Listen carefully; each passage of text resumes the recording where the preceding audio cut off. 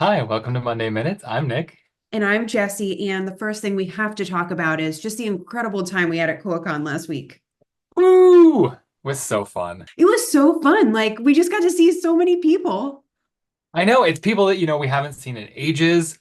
People from around the world, New Zealand, Australia. Those are the ones we don't get to see very often. Right.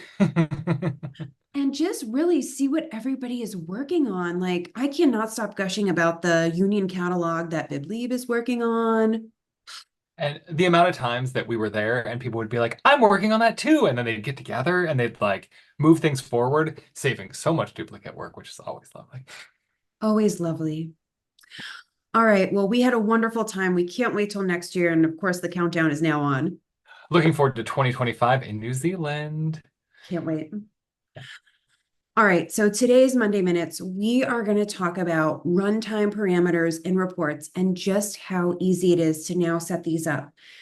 We want to give a first big shout out to Brendan Lawler, who is who's at Clams in Massachusetts. He submitted both of these patches to the community. The first one is bug 35856, which is runtime parameter modal. And then we're also going to talk about 35746, which is multiple selections for parameters, which is great for really anything, multi-branches or selecting multiple, like if you want to select multiple item types when you're running the report or things like that. So Nick, Yeah. walk us through the process of what this looks like now in the reports module. Okay. So let me share my screen here. And I've already set this report up, but I'll go ahead and just show you kind of how it works, and then we'll come back and we'll show you how easy it is to kind of create this part. So I have the report here. I'm just going to hit run report. And runtime parameters are simply this. It's when you run a report and you have the opportunity to select parameters, runtime parameters.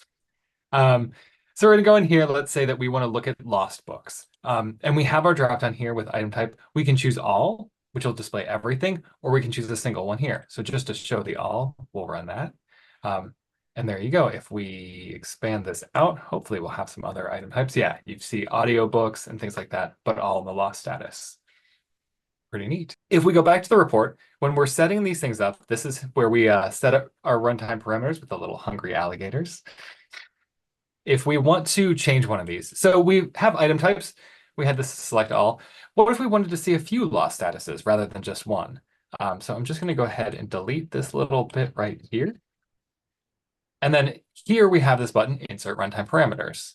When we go to authorize values, because that's where our lost statuses live, of course, and we get this neat little value. So we're going to say parameter label, lost status, authorize value category, we'll choose lost. And then this is the fun little bit that we have now. So we can choose single parameter. That's where we started, just selecting one from the dropdown. Include an option for all. That's what we have set for the item types there. And the last one is allow multiple selections. And you'll see on this one, it tells you right off the end, query expression must use in. So if we hit insert, that puts our lost status right there with lost and then the little in. And if that wasn't enough, a reminder, we'll just type in right there. Now we'll update this and run it. Now you'll see, instead of having a drop-down, we actually have a little box here, and we can select different kinds of statuses here. So if we wanted to just see which books we have, but lost and missing, we can run that, and there you go. I mean, Nick, it has become so much easier to write reports now in the Koha module. This is Yeah. incredible. This is so easy. Yeah, I mean, especially, we've got the tab complete as well when you're typing. So just to show that again.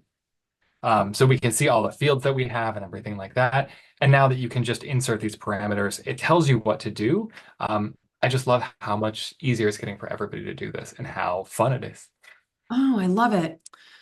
Thank you so much, Brendan, for submitting these two great enhancements to the community. Thank you to the community who worked them forward and for everyone working together. Community, that's what it's all about. Yay. All right, y'all, have a good week. Thank you.